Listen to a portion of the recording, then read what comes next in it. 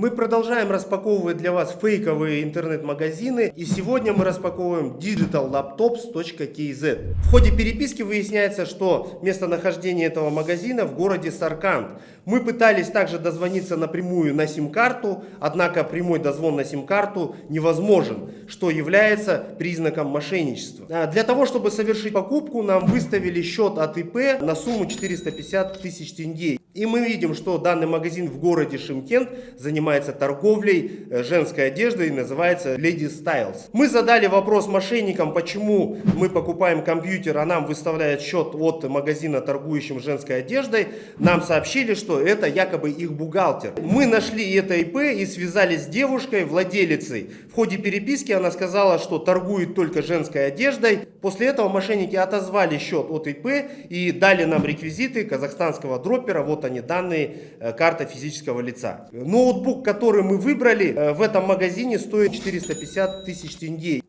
На самом деле рыночная цена свыше 1 миллиона 200 тысяч тенге, то есть почти в 3 раза дороже. Поэтому товар, который стоит в несколько раз дешевле, это самая главная наживка у мошенников, которую покупатели с удовольствием часто проглатывают.